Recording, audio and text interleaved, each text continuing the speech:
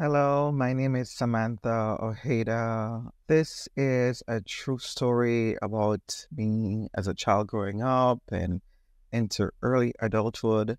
And the main reason for my story is to help anyone who is actually going through similar situation and don't know how to overcome. I remembered an episode when I was around 6 years old. Friend of the family came to do some refurbishing on a window, and I was with one of my grandmothers.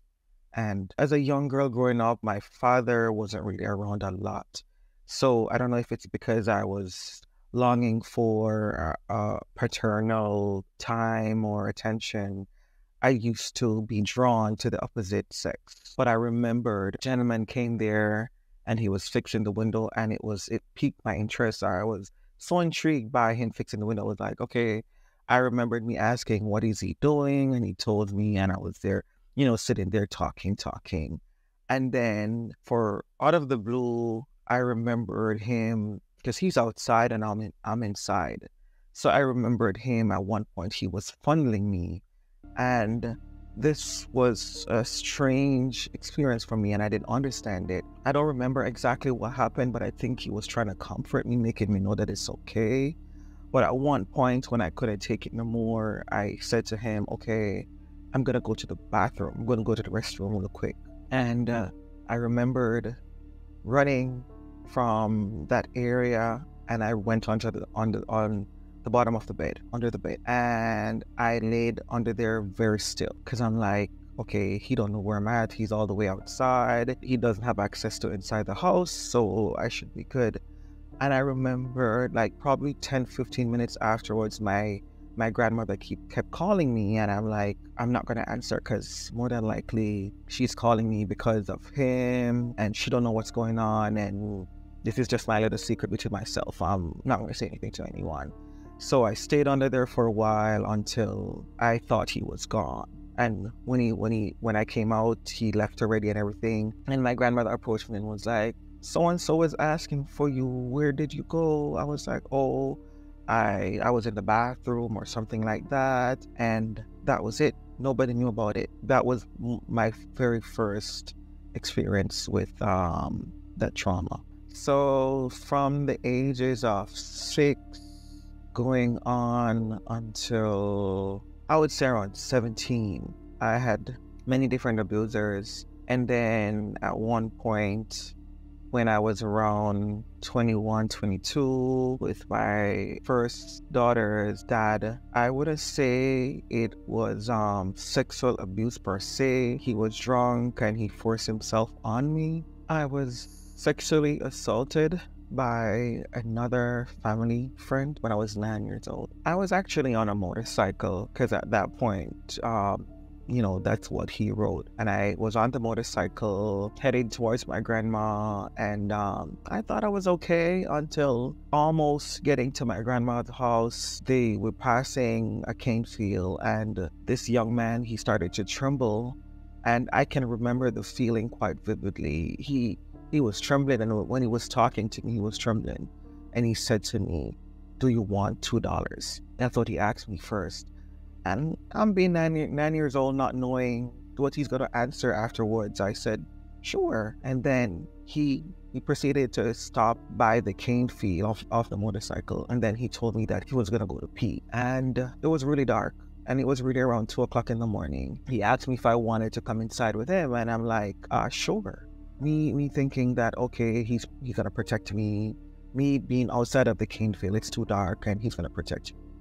But what he proceeded to do was he proceeded to insert his manhood inside of me. And mind you, I'm 9 years old and he's around 21, 19. I don't know how old he was, but he was an adult to me. And he tried in his endeavor best to have sex with me. And it was the most awkward, uncomfortable, painful experience I've ever had. And I started crying. I'm like, can you please stop? And he wasn't responding to me. And I was just crying, and I'm like, in my mind, I'm like, I can't bear this anymore. I feel like I was gonna die. And think by attempting to, I don't know, do what he wanted to do and he wasn't succeeding, because he did get to enter inside of me. And then I think it wasn't working out for him. So after a while he stopped, and then he said to me, pull up your underwear and let's go.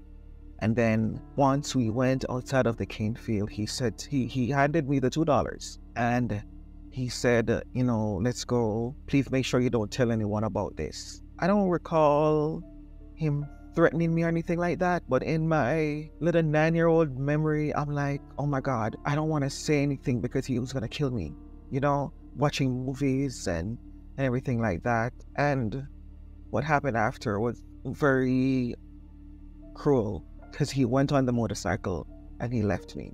I was like around 15 minutes from my grandmother's house. But what separated me from her was a long stretch of cane fields. I wasn't even thinking about the pain that I was enduring at the point. I just wanted to get home out of the dark. I was also barefooted, so I was just running on the dark road, running towards my grandmother's house and just saying, Lord, please don't let anything worse happen to me. I can't take this anymore. Almost getting there, I heard a bunch of dogs barking, and I was like, oh my God. Another level of fear came over me, and then kept running until I finally got to the embankment to my grandmother's house. And then when she opened the door, I quickly jumped in and closed the door behind me.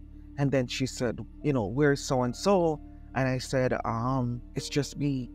And I quickly burst out crying, and I said, this man just put his nasty penis in me and he raped me.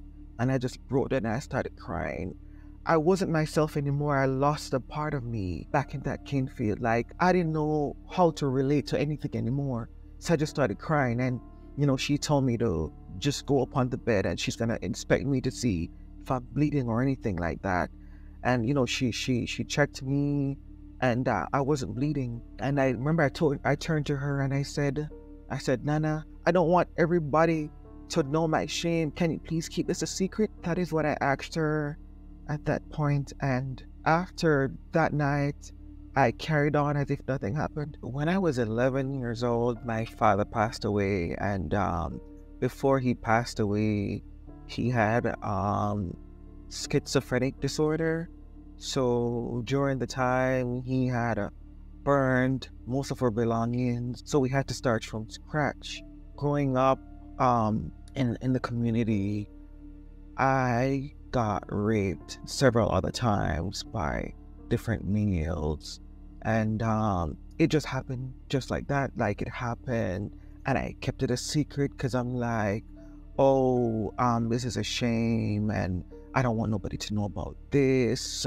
At one point, a friend of the family, I think I was around 13, they had a little baby, and the wife had went to work, and he called me, and it was like, can you come over and look at the baby for me? And by the time I went through the door, he held me down and had sex with me.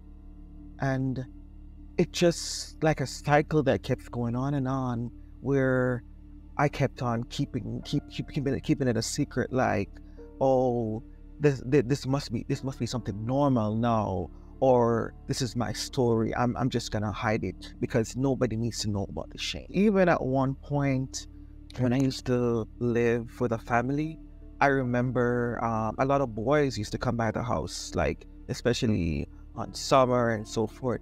And I remember one summer, my mom came to me and said to me, you know what, you're going by your grandmother this summer.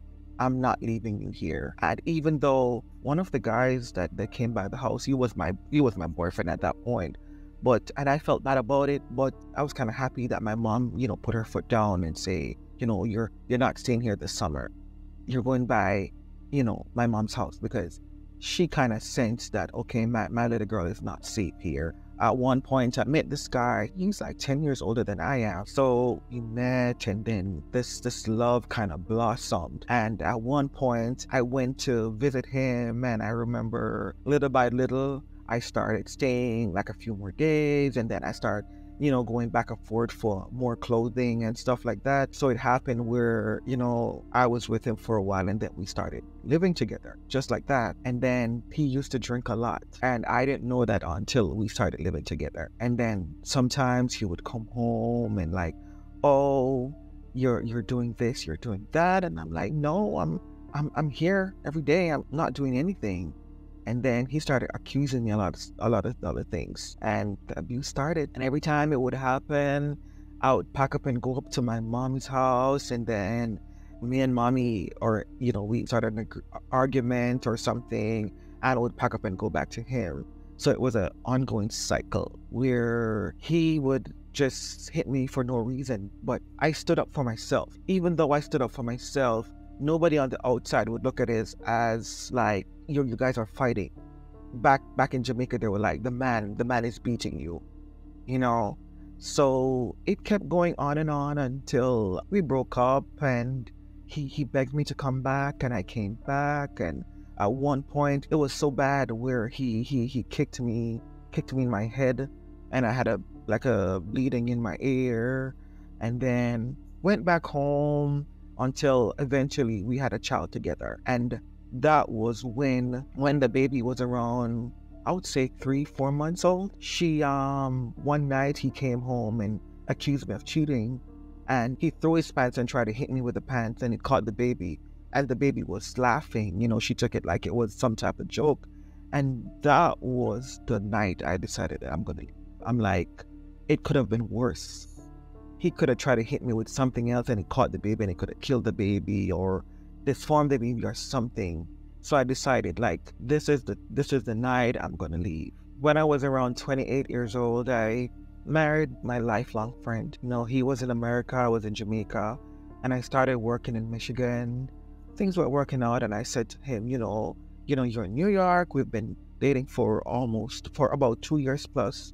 I'm like, why you don't try to find something for me in New York for me to work, So it's not that easy as it sounded, but eventually I went to New York. I started working, and we got married like within, I would say, like a 6-month span or 7-month span, and started going to church, and I just wanted to look and dress like all the believers there is. And he kept commenting like, oh, you keep dressing like an old lady and whatever. After a while, he stopped coming home. Like he was coming home for a while where he started sleeping in a different bedroom. And then like even before he stopped coming home, there were little signs where his ex kept calling him and he didn't care. Like one of the time I broke down and I started crying. I'm like, you don't even have no respect for me. Like, I'm right here and your ex is calling you on the phone. I'm like, can you please just turn off your phone? I could have gotten up and left because of all the abuse that's going on. But as a believer, I don't believe in divorce. At one point, I was so depressed that I not even like something called shower. And I was the type of person that used to say, like, no matter what time of the year it is, even if it's even if it's cold in winter and I'm going out, I have to have a bath. But I was so depressed that at one point I didn't care about myself. I wish I was dead. One of the biggest thing I can remember, I was doing my internship for my associates for medical assisting, and I was having this terrible toothache. Like my wisdom tooth was hurting so bad. And I was on meds for it, but then the meds ran out. So because the doctor had said if we took a long time off from the internship, he's going to start all over again. So at that point, I was like, I'm going to bear the pain until, after everything, I can go back and get the tooth extracted. So at one point, I just couldn't take it no more. I went straight to the ER that evening after internship. And I remember I called him because I was on the bus and I was in so much pain. And I called him up and I said, could you please come to the ER with me and just take me home afterwards because I'm in so much pain. And I was shocked he actually came. He showed up and he had on he was a construction worker. So he had on his construction work attire and everything, and he was sitting a distance from me. And I remember I was crying and I was so much pain, and he just sat there looking in a different direction. And I was falling asleep every minute, but I snore very badly. And I remember him waking me up and saying, "You're snoring, you're snoring." So, I got up, I was crying, and I went to the bathroom and I try to sleep in there because of the pain and everything. And then I just couldn't take it no more. I went back to the receptionist and I said, I'm like, please, can you please call my number? And he said to me, we don't take toothache as an emergency. So he said something to me about getting something called oil of clove. So I turned to him and I said, I'm taking, when I have a terrible headache, I take ibuprofen, and can you take me to get the oil of clove, because I think if I combine them both, I will feel better. And he said, are you sure? And I said, yes, I'd rather go and try something for this toothache than staying here in pain. And when he took me to get it, and when I went home to take the medication, I was there by myself. I remember I hear the front door slammed, and I thought he went out to come back. And he left me there that night to endure whatever I was going through by myself. He was like very emotional and abusive to me. He had other women and he wasn't afraid of talking to them in my midst. Like, he wouldn't come home. Sometimes I would call his phone like several times, he wouldn't pick up. So at a point I wasn't working, and I was just there to fend for myself because he wouldn't answer my phone calls, and he tried to come home at hours when he know I was asleep already. My depression was at the lowest in that relationship because at that point, my closest family members, they were in Jamaica. My grand aunt and my cousins, they were here in the US, but I know they had problems of their own, so I didn't want to bother them. I didn't want to trouble anyone. So most of the times I would stay in the room by myself. I try to figure things out because I just didn't want to be a burden. But looking in hindsight, I know that they would try whatever in their utmost best to help me. I was mainly consumed by the thought to die, but then I remember I think she was 4 years old at that time. She was my reason for living. But I did attempt suicide before. That was when I was with my first, with her dad. That was before she was born. I remember at one point he fought me on the street. He accused me of having another man, and I blatantly told him nothing was happening, but he fought me on the street. And I remember I came home and I took a bunch of pills and I just went to sleep. But God had other plans for me because I just woke up in the morning like nothing happened. Luckily, I got out of that relationship, joined the military a few years later. I still tried to include him because since I was still married to him, and at one point he said no, but when he decided to come back, I realized that he was trying to be an opportunist. So I'm here right now, a veteran in the military, and a much better person right now because I'm no longer in an abusive relationship. With the healing process, it has been really rough. And the thing about it, I think my brain tends to, like, when I go through something really traumatic, sometimes I tend to forget. So I know it's a way where my brain is trying to protect me. Like, sometimes if a family member don't say to me, remember when this happened or remember when that happened, I was like, no, I don't remember, because my brain seems to have tried to protect me. But it was much later on in life where I realized, by talking about it, because I know that a lot of people have gone through similar or less stuff that I've been through. But I know that by telling my story, I'm helping myself to heal, and I'm helping others that are, behind me to heal also. So with that, I did write a book last year telling my full story. I lost a lot of my childhood because of the incidents that happened. And I decided that part of my book I dedicated to her. And I'm like, this is not your fault. Because my grandmother told me, like, she said, let's go, come on with me. But because my younger siblings were there and I wanted to stay back and play with them, I said, I'm gonna come down, I'm gonna come home with them, not knowing that their dads are gonna come back for them later on in the day and leave me back. So now that I remember, that's the second time I've been left back. So, a lot of time, part of the book I said, it's not your fault that you were left back. It happened, and I'm so sorry that it happened to you, but you are gonna be a better person because of it, because you're gonna help others behind you to know that this is not the end of your story. Well, I'm now 41 years old. I am a best-selling author. I haven't sold a whole, I would say like a whole lot of copies, but I'm just speaking it into existence. I'm a best-selling author of a book called Bruised But Not Broken, because even though my innocence was stolen, that didn't break me. It's only made me a stronger, more powerful person.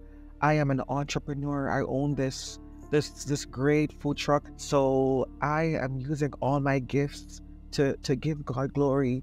And my goal is to reach out to either create a non-profit organization to help people who has been through some type of trauma. I have now written my own book called Bruised But Not Broken, and it's listed on Amazon, and it's by Samantha Ojeda. I just want to tell everyone who's been through domestic abuse, through rape, through any sort of abuse there is, I just want to let you know that I've been there. I may have not experienced the exact same thing that you have been through, but I just want to tell you there's hope. I'm alive to tell you that there's hope. You just need to find that thing within you to encourage yourself, to tell yourself that it could have been worse. I will make it. And I won't tell you that I'm here 100% because it's a day-by-day process. We process this day by day. So just know that by waking up and seeing the sun, you can make it. After giving birth to my first child and, change different relationships, like my third relationship after her dad, and, trying to get pregnant for several years, it was really hard. I've experienced ectopic pregnancy, I've experienced miscarriages upon miscarriages. And then in 2018, actually, I had a stillbirth, and that was something that broke me immensely. Like, I was 7 months pregnant when we were getting ready to, welcome our son, and passed away in my sleep. And it was one of the most traumatic experiences in my life. And then afterwards, I tried to lose weight, and about a few months afterwards, I got pregnant again. And I'm just here to tell you that I welcomed one of the most beautiful babies I've ever seen. So a second beautiful baby I welcome into the earth. And then this year, 2023, I welcome another beautiful baby girl. So it's 3 girls. And like the first pregnancy I had, I was like, Lord, why would you give me a girl? You know what I've been through. Why would you bless me with a girl? So now I look back, I have 3 girls, and all I can tell you, like, I'm a proud girl mom.